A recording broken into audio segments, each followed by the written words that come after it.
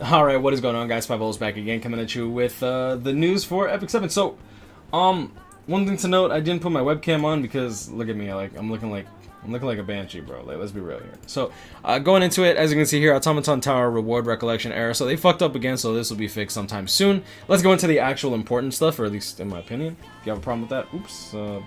Yeah, let's just get into it. Hero balance adjustments. The purpose of this hero balance adjustment that is scheduled is to create a more pleasant game environment for our heirs. We have confirmed that there are certain heroes who greatly delay the progress of PvP matches. We believe that this is a great disparity from what Epic 7 is all about, from the fierce battle in each turn that we had envisioned for our players. Therefore, we are fucking over a Corvus, which is good. I think that that's actually really, really good. So, shoves the enemy with a shield with a 75% chance to transfer 1 debuff from the caster to the enemy. Damage dealt increases proportional to the caster's defense. Shoves the enemy with a shield, 75% chance to transfer 1 debuff from the caster to the enemy when the caster is enraged, right? So this is the different stuff. Damage dealt increases and the target is stunned for 1 turn. Damage dealt increases proportional to the caster's defense. So still proportional to the caster's defense, still 75% chance to transfer your debuff. However, the damage dealt is going to be increased if you're enraged, as well as you will stun your target, which I'm assuming you can resist that, but like, I feel like Corvus has. I feel like every time he fucking does his S1, he always stuns everything in his path, like no matter who it is. Attacks all enemies with an iron mace, decreasing combat readiness by 30%. Same thing over here, as you can see here, decreases by 30%. Now, when the enemy's combat readiness is 0, stuns for 1 turn, so that is the same. However, now damage dealt increases proportional to the defense. But now it's going to be, when the caster is enraged, combat readiness reduction is doubled. So you're going to lower it by 60%, which is insane, and still. And then if you bring them down to 0, you stun, right? So I think that's actually really, really strong. And damage dealt increases proportional to the caster's defense still. Okay. Alright, here we go. This is where it gets confusing. Strengthens the caster with fighting spirit for 3 turns, recovering health and increasing defense for 3 turns. Grants an extra turn. Shield slam increases damage dealt, stunning for 1 turn. And macerate decreases the enemy's combat readiness twice. Oh, so it already did all that. Oh, that's interesting. Okay. Acquires 10 fighting spirit when attacking or attacked. So as you can see here, it consumes 50 fighting spirit. Now, Fury's Advent will consume 100 Fighting Spirit.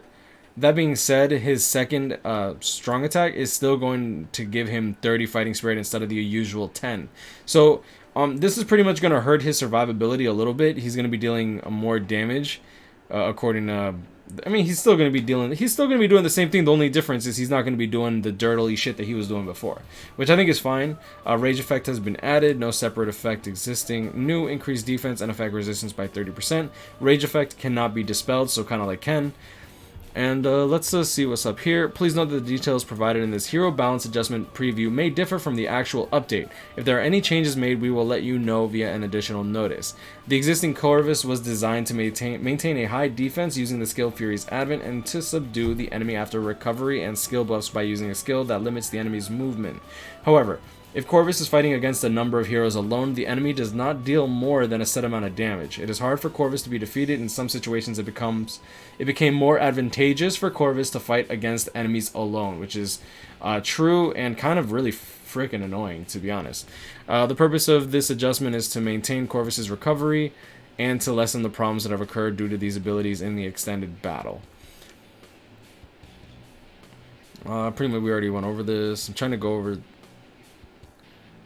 following the adjustment of Corvus, players will be able to recall this hero in a similar manner to other Covenant heroes that have been nerfed in the past. Players who wish to recall Corvus will be able to do so for 2 weeks after the patch. If recalled, players will receive back everything. Additionally, we will inform our players about underutilized heroes that will be buffed. Now, buffed heroes information, the following balance adjustment that occurred on 9.5. We have monitored both PvE content as well as PvP content and have confirmed that the over-reliance on certain 5-star Moonlight heroes has decreased while the performance for Covenant heroes has increased.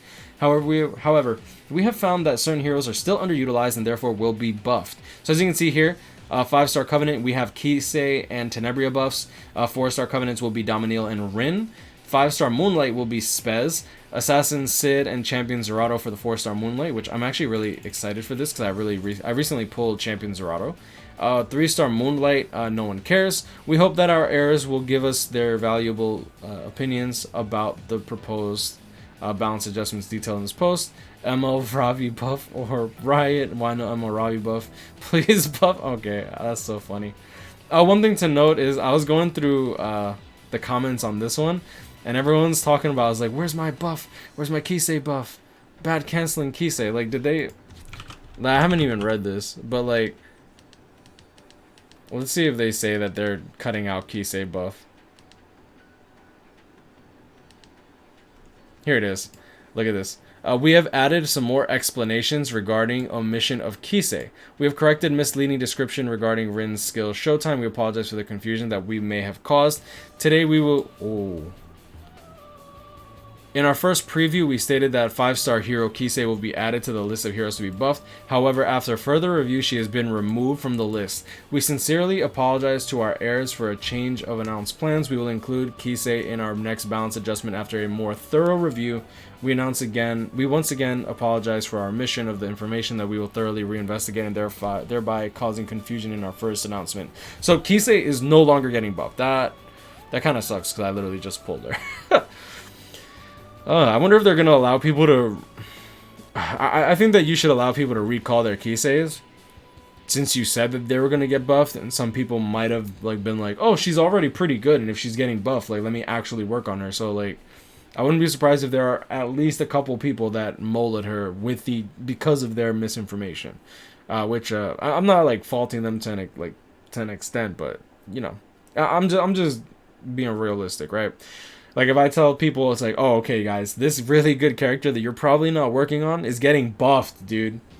And then you go up to them and like, yo, big connect, you know what I'm saying? So, let's get into it. The probability and number of turns are based on fully enhanced characters. So, let's go into Tenebria. Damage increased 20% compared to before. Summons ominous thunder to attack all enemies, decreasing combat readiness by 30% before decreasing speed for 2 turns. Oh, so now she's going to decrease speed with her AoE. Okay, that's pretty good. Drops Moon of Nightmare on all enemies with an 85% chance to decrease the defense for 2 turns and increase attack of the caster for 2 turns. Drops the Moon of Nightmare on all enemies, 85% chance to decrease defense, and a 75% chance to put them to sleep for 1 turn. Oh, that's nice. 75% chance to put them to sleep on an AoE, in my opinion, that's actually going to be pretty damn good. And then, as you can see here, Dark Explosion is going to have an increase of 20% damage.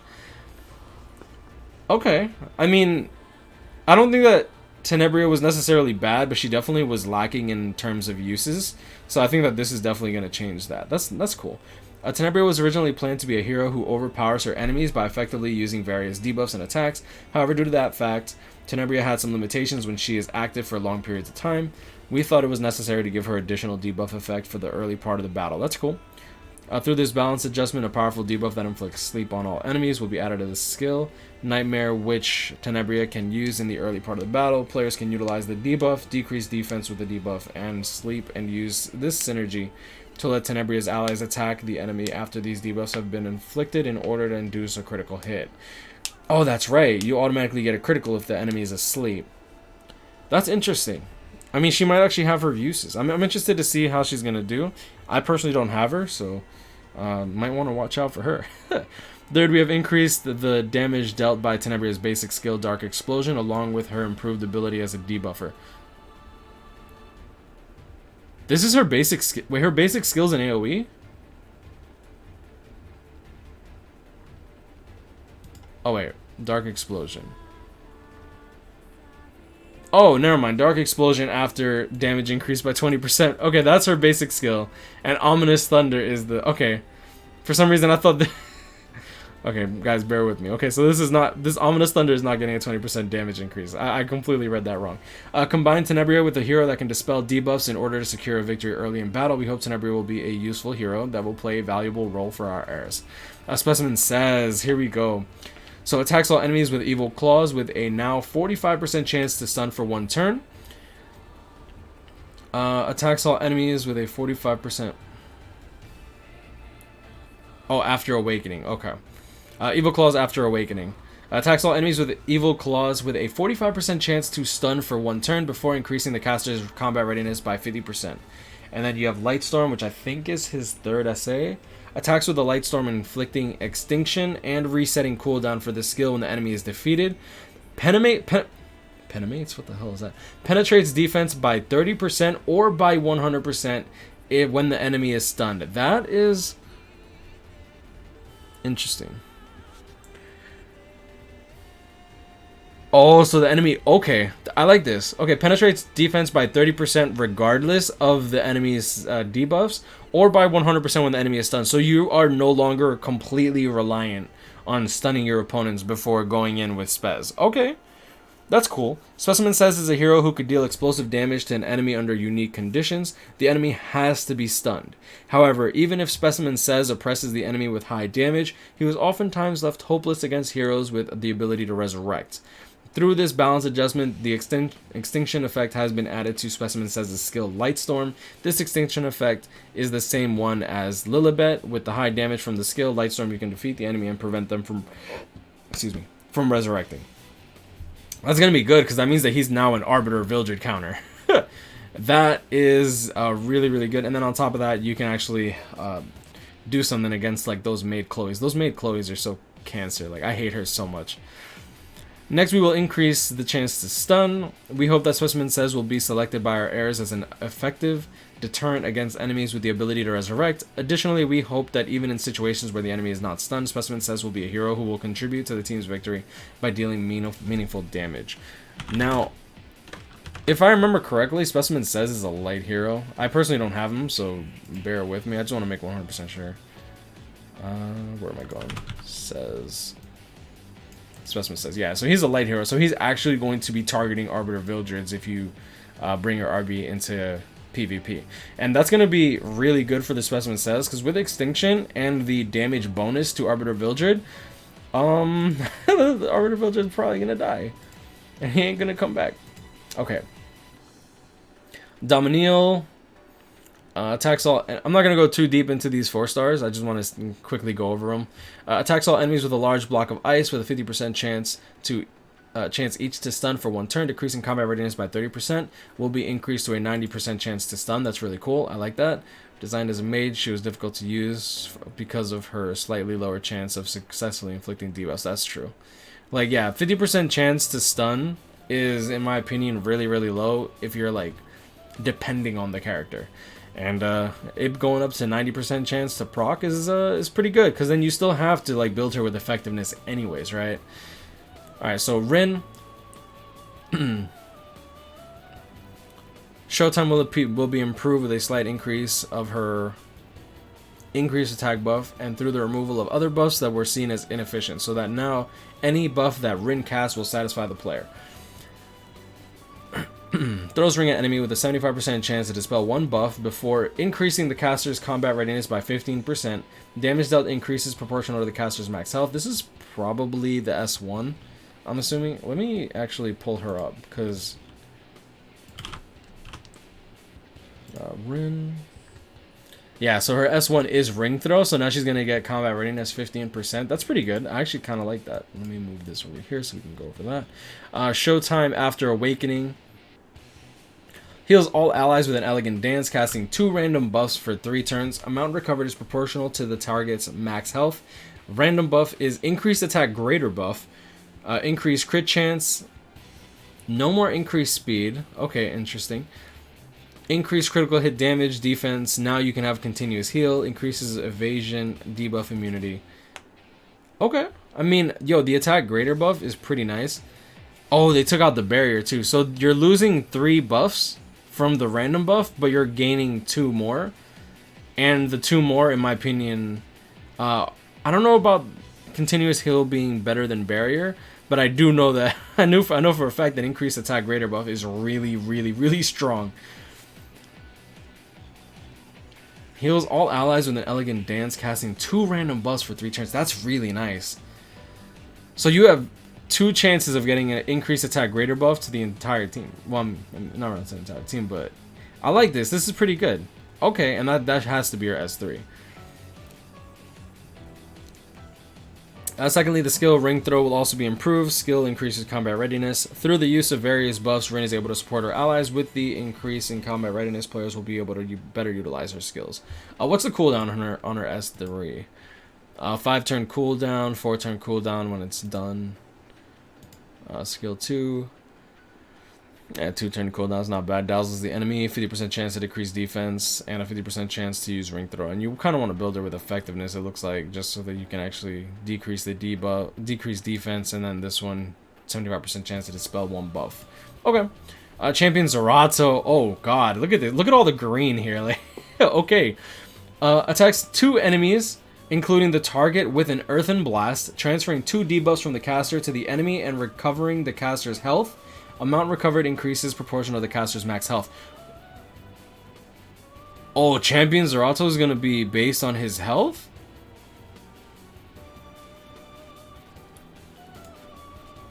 Oh, shit. Yo, I'm sorry. That's actually... That sounds kind of OP. Like, he's already used as, like, a debuffer, right? Earthen Rage is skill 1. Attacks the enemies with an Earthen Blast, transferring 1 debuff from the caster to the enemy. Okay. I like that. Iron Will is a passive, immune to stun and sleep, has an 80% chance to counterattack when attacked while debuffed. Iron Will, immune to sleep and stun, has a 100%... Oh, here we go. Immune to sleep... immune to stun, sleep, and decrease hit chance now. Has a 100% chance to counterattack when the caster is debuffed after being attacked. I like that. That's actually pretty sweet. And since he's going to attack with Earthen Rage, you can actually build him with, like, a lot of HP. So he's turning into a bruiser, which is pretty cool. I kind of wish that this was based on his HP as well. After Awakening, attacks all enemies by slamming rocks with a 75% chance each to decrease defense and attack for 2 turns. And now will increase the defense of the caster for 2 turns. So not only can he not be stunned, put to sleep, or have his hit chance decreased, but now you're gaining a defense buff as well. So you're getting more survivability, and if they debuff you for whatever reason, now you're still countering and you're attacking 2 enemies instead of just 1. That's really, really good. Like, you're effectively doubling his DPS with his S1. And then on top of that, you're giving him even more damage if you build him really tanky with more HP.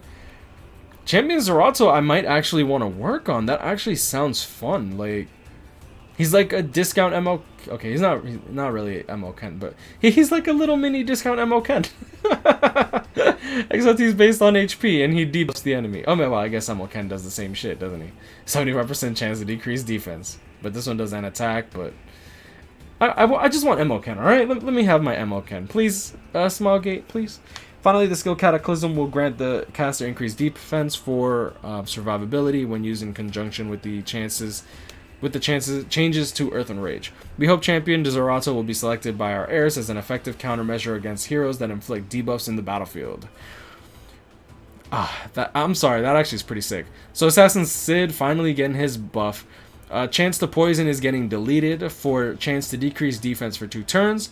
Damage dealt increases proportional to the caster's speed. Okay, so he's still a fast boy, except now he decreases defense. And since he's based on speed, what you can do is use Slice, decrease their defense, and then on top of that, just go in with your actual cleaver and make sure that you neutralize whatever threat you're trying to take care of. So pretty much the tanky healers, you could probably pop a Ruel or whatever. Ruel, you're probably not going with full effectiveness on him, but it's whatever. Alright, attacks the enemy with a powerful ground pound, silencing them for 1 turn and decreasing their combat readiness by 50%. Before increasing evasion chance of the caster for 2 turns, damage dealt increases proportional to the caster's speed. Okay, so execution after awakening. Okay, let's read that one. I don't see a difference.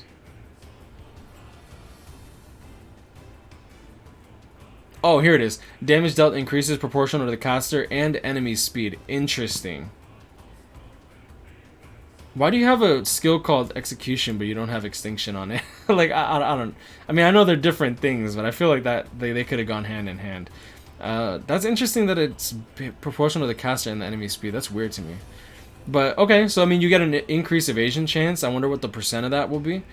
I don't think they tell you here. Assassin Cidd is a hero that failed to meet the expectation of our heirs. With these changes, he will be better to contain enemies with his speed. With this change, he uses his skill execution. He will be able to remove 20 souls from the enemy. Thanks to his speed, Assassin Cidd will have a major impact in battles, as he will be able to delay his opponents from accessing their powerful soul burn abilities. Additionally, his survivability will be increased due to the evasion chance. Finally, his skill Slice has been changed. Oh, what the is this the first character to do this? I just realized that this is not a soul burn. This is removes 20 souls from the opponent. I like this. This is pretty cool. I mean, this isn't completely not useful when you're doing PvP, like when you're on offense, but for defense, this is actually pretty good. This is pretty good. We hope that Assassin Cidd will be considered an effective choice.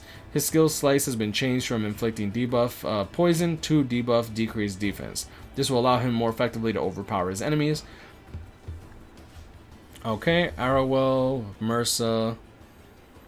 Increases evasion when health is less than 50%. Effect is increased by extra 30%. Okay, so instead... Oh, that's cool. Increase evasion chance by 50% straight up, so you no longer have the HP restriction. After successfully evading, decreases cooldown of the caster by 1 turn, increases speed for 2 turns. That's pretty cool. Arrowwell dispels 2 buffs instead of 1. Grants a barrier at the beginning of battle. Grants a barrier to the ally with the lowest health for 2 turns at the beginning of the battle and each time the caster takes a turn. Oh, okay. So before she would actually have to take a turn before she actually granted the barrier. Okay, that's pretty cool. Barrier strength increases proportional to the caster's max health. Kind of standard for that. Oh, nice. Okay, cool. Increases defense of all allies for 2 turns with strengthening magic will now be turned into... Oh, let's go into just the straight up here. So increases attack and defense of all allies for 2 turns with strengthening magic. Now that is going to be changed to recovers health, most likely of all allies, and increases attack and defense of all allies for 2 turns with the strengthening magic. Amount recovered increases proportional to the target's max health. Target's max health, interesting. Elson is a soul weaver who will be improved so that he can provide greater support for his allies. Meteor shower. Oh, we'll get a decreased cooldown by 1 turn. And Light's protection will now provide healing to all allies, which will increase the team's viability as a whole. That's great. This is what we have planned for the balance adjustment. I'm really sad that they took out Kise. I really hope they revisit her. I don't think she's really OP. I think she's good. I don't think she's crazy. Like, I mean, she's great in Wyvern, but that's all she's really good at. Like every time I see her in PvP, I literally go and attack her because she's not Luna. She doesn't deal crazy single target damage like that.